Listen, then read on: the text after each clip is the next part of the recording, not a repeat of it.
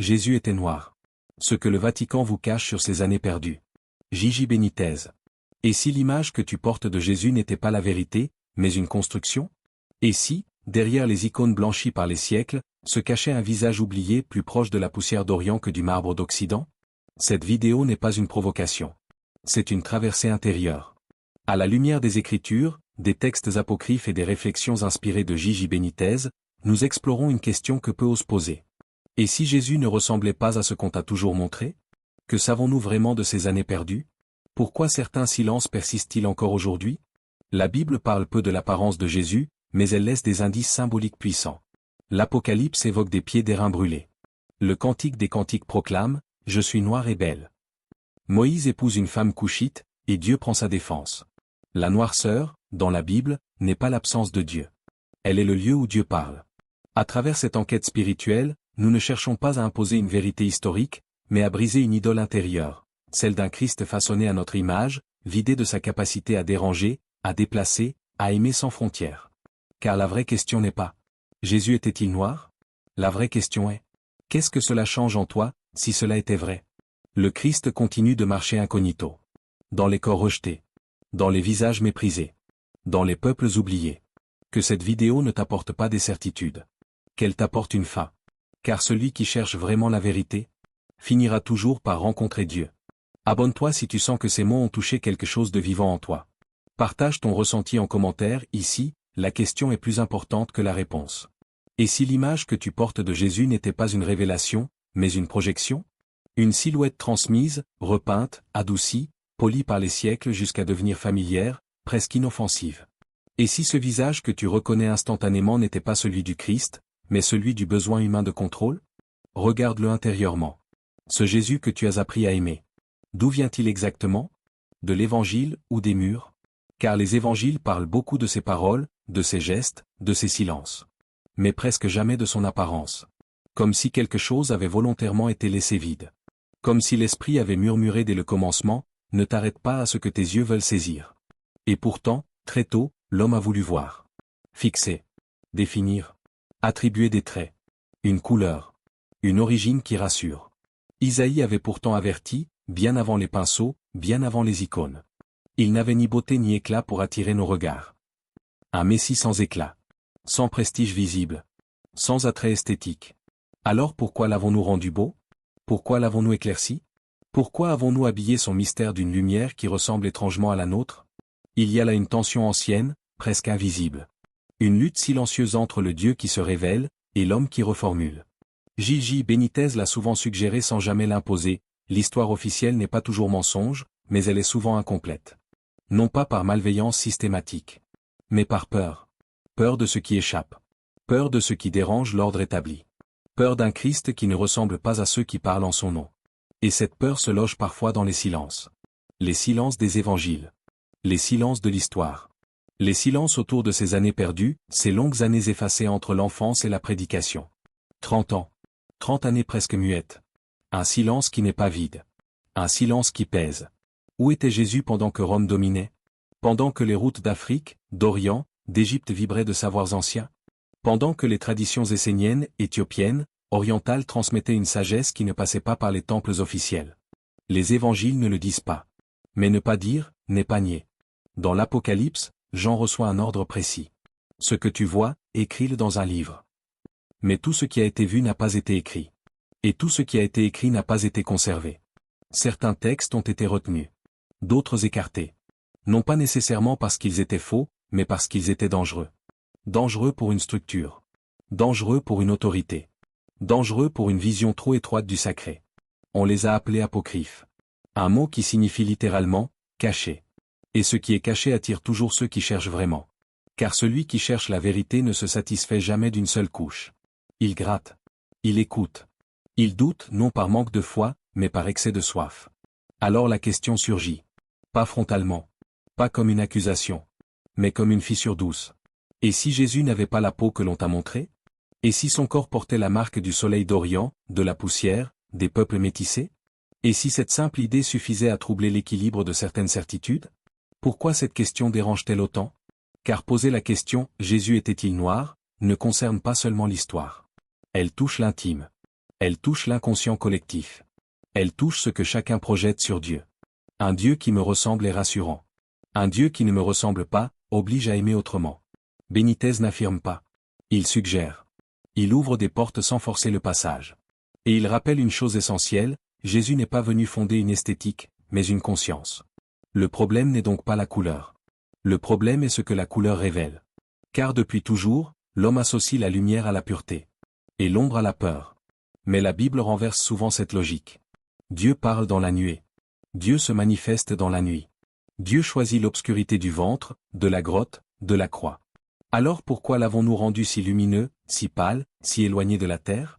Peut-être parce qu'un Jésus trop humain dérange. Un Jésus trop proche des peuples dominés dérange. Un Jésus qui ne correspond pas à l'imaginaire du pouvoir dérange.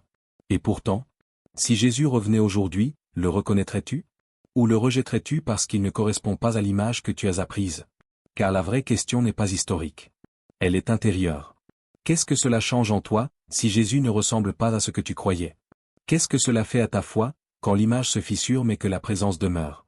Ce n'est pas une attaque. Ce n'est pas une provocation gratuite. C'est une invitation.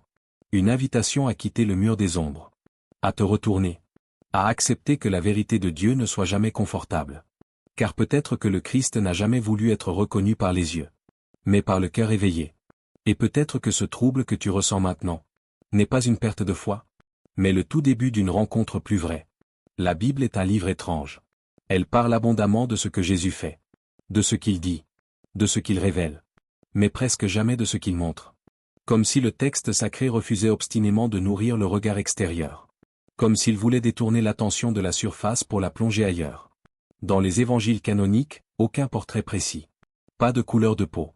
Pas de description détaillée du visage. Pas même une allusion claire à ses traits. Ce silence n'est pas accidentel. Il est théologique. Car dans la Bible, ce qui est essentiel est rarement donné directement. Il est suggéré.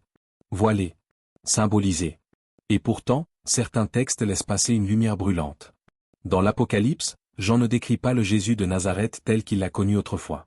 Il décrit le Christ ressuscité. Transfiguré. Cosmique. Et c'est là que surgissent des images qui troublent. Sa tête et ses cheveux étaient blancs comme de la laine blanche, et ses pieds semblables à de l'airain ardent, comme s'il eussent été embrasés dans une fournaise. Apocalypse 1, 14 à 15. Des pieds d'airain brûlés. Du bronze chauffé au feu. Dans la symbolique biblique, l'airain n'est pas une matière neutre. Il évoque la solidité, la résistance, la traversée du feu. Et le feu, dans l'Écriture, purifie autant qu'il révèle. Cette image contraste violemment avec les représentations occidentales. Un corps pâle, presque fragile, à peine marqué par le soleil. Or Jésus était un homme du Proche-Orient. Un homme qui marchait. Qui traversait des plaines brûlantes. Qui vivait sous un ciel implacable. Pourquoi l'avons-nous imaginé autrement? La Bible ne corrige pas cette image. Mais elle propose autre chose, une lecture symbolique de la noirceur. Dans le Cantique des Cantiques, ce texte poétique, mystique, presque dérangeant pour certains lecteurs, une voix s'élève.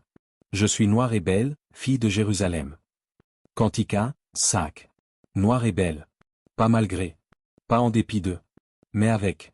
Les pères de l'Église n'ont jamais lu ce verset comme une simple déclaration esthétique. Ils y voyaient l'âme humaine. L'âme messianique. L'Église elle-même. Noire parce qu'exposée au soleil. Noire parce qu'éprouvée. Noire parce qu'ayant traversé l'histoire, le rejet, l'humiliation. Mais belle parce qu'aimée de Dieu. La noirceur, ici, n'est pas négation de la lumière. Elle est mémoire du feu.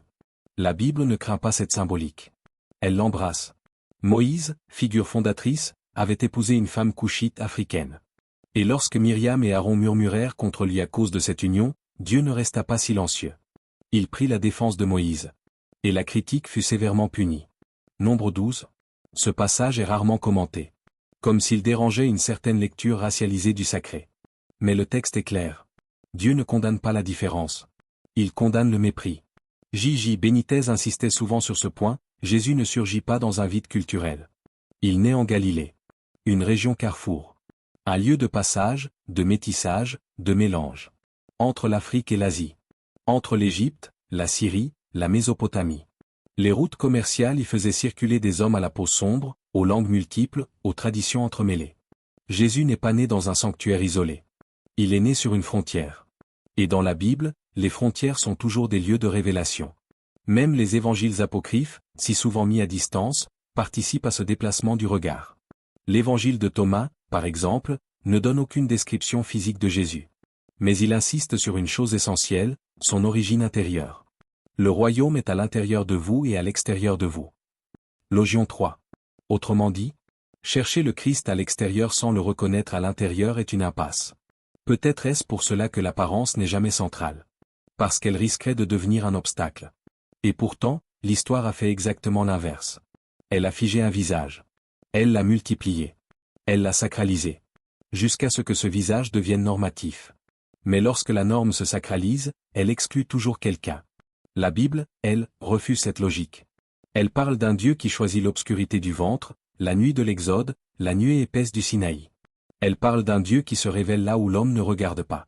Alors pourquoi avons-nous oublié cette part? Pourquoi avons-nous réduit la richesse symbolique à une image unique? Peut-être parce que lire vraiment les Écritures demande du courage. Le courage de laisser le texte nous déranger. Le courage de ne pas plaquer nos peurs sur Dieu. Car la Bible ne rassure pas. Elle appelle. Et celui qui accepte d'entrer dans cette quête découvre que la noirceur, dans l'Écriture, n'est jamais une malédiction. Elle est un passage. Un lieu de transformation. Un espace où la lumière travaille en profondeur. Et c'est précisément là que la question demeure ouverte, vibrante, inconfortable. Si la Bible ne craint pas la noirceur, si elle la sanctifie, si elle l'utilise comme langage du mystère, pourquoi l'avons-nous effacé de l'image du Christ? Dans la Bible, le noir n'est jamais un vide. Il n'est jamais une absence. Il est un seuil. Là où l'homme recule, Dieu parle. Moïse s'approcha de la nuée obscure où Dieu était. Exode 20, 21. La nuée n'était pas lumineuse. Elle n'était pas rassurante. Elle était sombre. Et pourtant, c'est là que Dieu demeurait. Cette phrase renverse tout. Car elle contredit un réflexe profondément humain, associer la lumière à Dieu, et l'obscurité au danger. Mais la Bible ne suit pas nos réflexes. Elle les brise. Dieu se manifeste dans la nuit de l'Exode. Dans le ventre obscur de la terre promise. Dans l'ombre du Saint des Saints. Dans la grotte de Bethléem. Dans les ténèbres du Golgotha.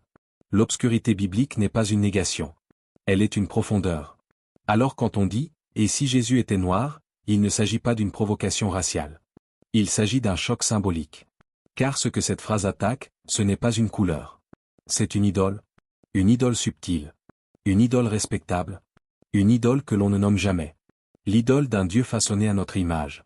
Benitez l'a formulée avec une clarté dérangeante. Quand l'homme façonne Dieu à son image, il finit toujours par exclure l'autre. Un Christ trop semblable rassure. Un Christ différent inquiète. Un Christ noir ou simplement non conforme dérange les récits bien ordonnés. Il trouble les hiérarchies. Il fissure les structures de domination. Car un Christ qui ne ressemble pas au pouvoir, ne peut pas être utilisé par le pouvoir. Et c'est peut-être cela, le vrai scandale. Depuis toujours, l'homme religieux tente de capturer Dieu. De le cadrer. De le figer dans une forme reconnaissable. Mais Dieu échappe. Jésus échappe. Il naît en marge. Il vit en marge. Il meurt en marge. Et même après la résurrection, il n'est reconnu que par ceux qui ont le cœur brûlant, pas par ceux qui ont les certitudes solides. Dire que Jésus était noir ou simplement autre, ce n'est pas le réduire. C'est le libérer. Car ce qui est réduit, ce n'est jamais Dieu. C'est notre regard. La symbolique biblique du noir est puissante. Elle est constante. Elle est volontairement dérangeante. Le noir est le lieu de la gestation. Le lieu où la lumière travaille sans être vue. Le lieu où l'identité se transforme. C'est pourquoi tant de récits bibliques commencent dans l'obscurité. Avant la création, il y avait les ténèbres. Avant la libération, il y a la nuit pascale. Avant la résurrection, il y a le tombeau. Dieu ne fit pas l'ombre. Il l'habite. Alors pourquoi l'avons-nous chassé de l'image du Christ? Peut-être parce que l'ombre nous oblige à regarder autrement. À écouter plutôt qu'à voir. À sentir plutôt qu'à contrôler. Un Christ noir, symboliquement ou historiquement, oblige à renoncer à la domination par l'image. Et cela dérange profondément. Les années perdues de Jésus participent de ce même mystère. Ces années de silence ne sont pas un vide narratif. Elles sont un espace symbolique. Un espace où Jésus n'enseigne pas, mais apprend. Des traditions anciennes, qu'elles soient exactes ou non historiquement, parlent de voyage. D'Égypte. D'Éthiopie. D'Orient. Elles parlent d'initiation. De sagesse transmise hors des temples officiels. De connaissances qui ne passent pas par l'institution, mais par l'expérience intérieure. Benitez n'affirme jamais ces récits comme des certitudes historiques. Il les propose comme des miroirs symboliques. Et le symbole est clair. Jésus ne se laisse pas enfermer dans un seul lieu, une seule tradition, une seule lecture. Il traverse. Il reçoit. Il intègre. Il ne fonde pas un système fermé. Il ouvre un chemin. Voilà pourquoi les dogmes trop rigides trahissent souvent son esprit. Ils veulent fixer ce qui est vivant. Ils veulent clôturer ce qui est en mouvement. Mais le Christ échappe aux frontières. Il échappe aux catégories. Il échappe même aux mots qu'on utilise pour le défendre. Dire que Jésus était noir, au fond, revient à poser une question plus radicale encore. Quelle image de Dieu refuses-tu de lâcher? Car chacun porte une représentation secrète du Christ. Une image façonnée par son histoire. Par sa culture. Par ses peurs.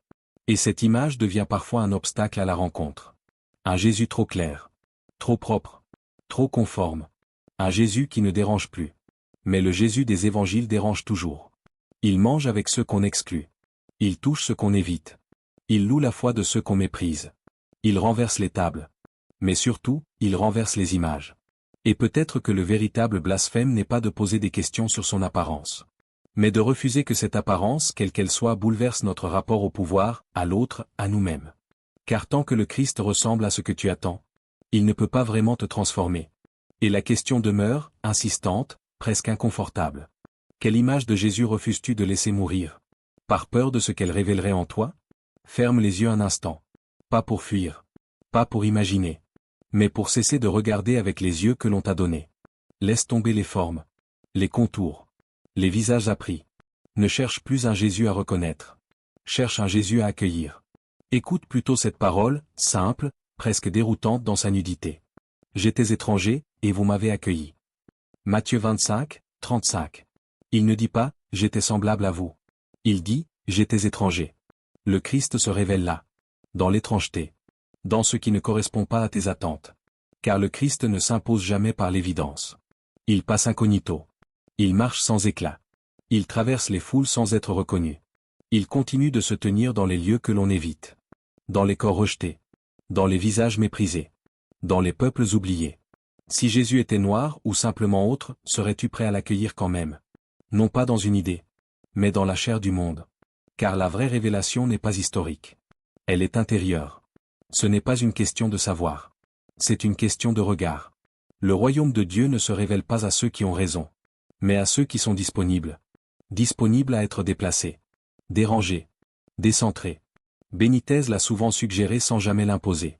Dieu ne se cache pas. Il attend que l'homme enlève ses voiles. Les voiles de la peur. Les voiles de l'habitude. Les voiles de l'image figée. Car tant que tu as besoin que Dieu te ressemble, tu ne peux pas vraiment l'aimer. Tu ne fais que t'aimer toi-même à travers lui. Le Christ ne demande pas que tu le comprennes. Il demande que tu le reconnaisses là où tu ne l'attendais pas. Dans l'étranger. Dans le pauvre. Dans celui dont la couleur, la langue ou l'histoire te dérange. La question n'est donc pas, qui était Jésus? Mais, où passe-t-il encore aujourd'hui? Et surtout, le laisses-tu passer? Car le Christ continue de marcher. Silencieux. Anonyme. Il n'élève pas la voix. Il n'impose pas son visage. Il attend d'être accueilli. Non dans des temples parfaitement ordonnés, mais dans des cœurs capables de s'ouvrir à ce qu'il ne contrôle pas. Si l'image de Jésus que tu portes t'empêche d'aimer certains visages, alors ce n'est plus une image sainte. C'est une barrière. Et toute barrière finit par séparer l'homme de Dieu. Le Christ n'est pas venu pour confirmer tes certitudes.